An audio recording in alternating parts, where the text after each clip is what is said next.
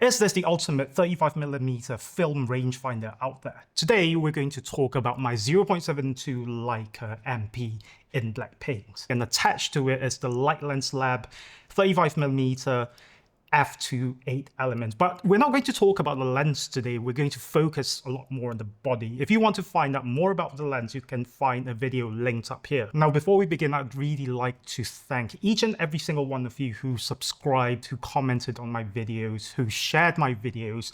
And if you haven't, I really appreciate it if you found this video helpful. Now let's get right on the review. This is Leica's idea of the ultimate 35mm film rangefinder camera. They took all the best features from the previous M cameras, from the M3 all the way to the M7, and crammed it into what they call the MP, mechanical perfection. And it is one of the few rangefinder cameras that you can buy new today. Now let me get it off the way. This thing is just simply gorgeous. Absolutely stunning to not just look at, but to hold in the hands as well. There's something romantic about this thing. There's something that inspires me to look forward to load a roll of film and to go out and shoot each and every single day. It's the camera that I'll choose if I only get one camera for the rest of my life, and this guy agrees with me. You have only one camera to use for the Leica MP 35mm film. The camera comes in chrome and black paint, but let's be honest here, the black paint version is the one to go for. There's not much out there that is sexier than the glossy black paint Leica. The black paint will fade over time, the black paint will wear off, and then it will expose some of the brass. I can't wait for this camera to turn into, hopefully, something that is akin to Lenny Kravitz's M240. And for God's sake, if you own one of these cameras, don't you dare put sandpaper on this camera. It's just simply wrong. Now, the story behind why I got this camera was that I was talking to a friend of mine and we were discussing cameras. He's a brilliant photographer as well. This is his Instagram. Go check him out. He's a Sony Alpha professional, amazing photographer. Go give him a follow. And yeah, we were talking about cameras and investing in cameras. He mentioned to me, and I agreed, that modern cameras cannot be investments because they depreciate over time. They will break down eventually. I'm not saying that vintage cameras don't depreciate, but then they will last a lot longer than digital cameras. So he put forward to me that I should invest in a fully mechanical camera, and I agreed with him. I wanted something that could outlast me. So I got on researching. I knew I wanted a Leica because, yeah, who doesn't want one? The question was, which one? And then I got on the internet. I found out that Joel Camera here in Jakarta, Indonesia has a few choices, the M6, the M4, M3, and this camera, the Leica MP. I made a trip to a store to see the cameras, to see which one I liked, and to sell some of my unused gear. And when I got there, when I saw this, I instantly thought, this is it. I've never seen a camera more beautiful than this. It just jumped out to me, and I instantly thought, I'm not leaving the store without it. The first time holding this camera was such an experience, and because the top plate and the bottom plate is completely made of brass, it felt quite heavy. It felt a bit heavy, but not overly so. It felt really, really solid. This camera without the lens weighs 600 grams. Might not sound that much, but then considering its size, it just feels very, very dense. The film forward advanced lever, it's really smooth. There was no creaking, there was no rattling whatsoever. I can't advance the lever right now because I have a fresh roll of Portra 400 loaded into it. Even pulling out the film rewind knob felt really, really solid. Next, I tried the shutter button. To be honest, it felt a bit underwhelming because all I heard was this soft click. There wasn't any haptic feedback to it. But then when you think of it, it's a testament to the precision and the craftsmanship that goes into making one of these cameras. It just felt incredible. This camera is probably the best feeling camera that I've ever held in my hands.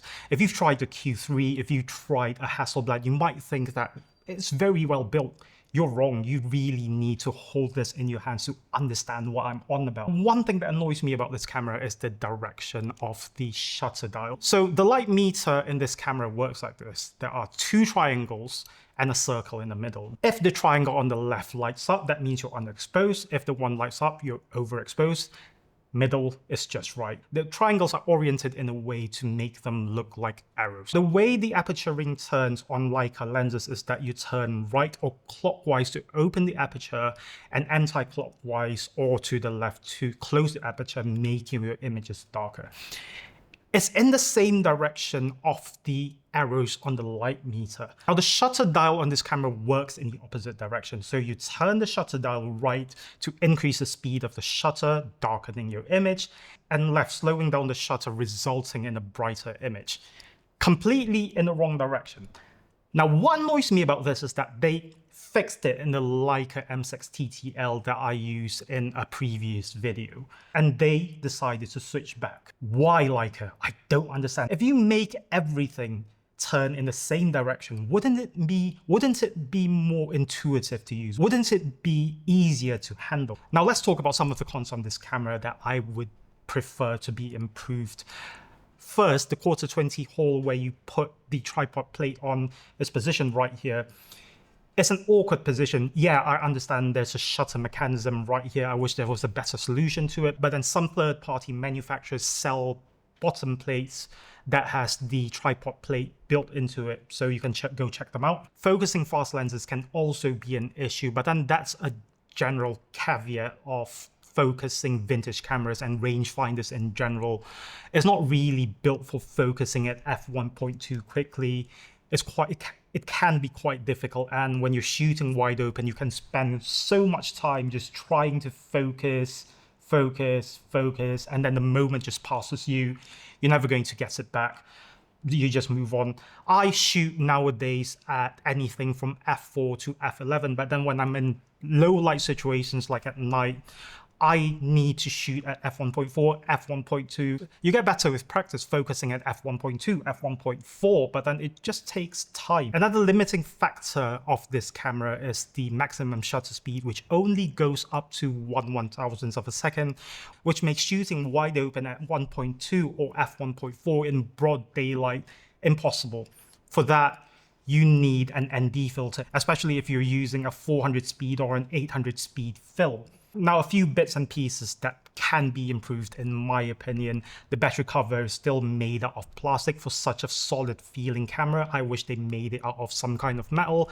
And the ISO dial as well, it just feels a bit plasticky, and I would prefer the design of the M6 ISO dial. Now let's compare this camera with the other Leica M cameras and see where it sits on the Leica lineup. The newer reissue M6 top plate is made out of brass, but the bottom plate is made out of something else. I don't remember the material, so this thing still feels a bit more solid than the Leica M6. The Leica M7 adds electronic features such as aperture priority and what have you, but then it just takes away from the feeling of a pure Leica rangefinder camera. Then there's the Leica MA, which is basically the same camera without the light meter, so you don't get a battery door, but then the Leica MA doesn't come in the glossy black paint that I love. So yeah, that's why I chose the Leica MP. A few things that you should consider when buying the Leica MP is that the Viewfinder comes in 3 different choices, the 0.58, 0.72, and the 0.85. What it means is that the Viewfinder has different magnification. The 0.85 is better suited for longer lenses such as the 35, such as the 50. But then because I wear glasses, I actually cannot see the entire viewfinder. So I prefer the 0.72 because I can see the 35mm frame lines a lot easier, and I am able to shoot 28, which I sometimes use as well. The 0.58 allows you to use the 21mm lens, but then the 0.58 is even wider than 0.72, but it makes it a lot more difficult to focus. Now let's talk about the price. I can already imagine some of you saying that it's not worth it, it's not worth the money, and you can probably buy a shelf full of vintage cameras for the price of this camera. Yeah, I understand that, but here you're paying for craftsmanship. You're paying for a premium artisan handmade tool. You're not just paying for a camera, you're paying for precision, you're paying for its beauty, you're paying for its design, you're also paying for its heritage. Sure, you'll get the same results if you shoot with a Pentax K1000 if you somehow mount the same lens on that camera, but then the experience will be completely different. So, is the Leica MP the ultimate 35mm rangefinder film camera that you can buy? For me, the answer is a resounding yes. This is a camera that inspires me. This is a camera that makes me want to really go out and shoot. This is a camera that I want to hand down to my children and hopefully beyond that. The Leica MP, it is not just a camera to me, it is something that I hope my children will remember me by one day.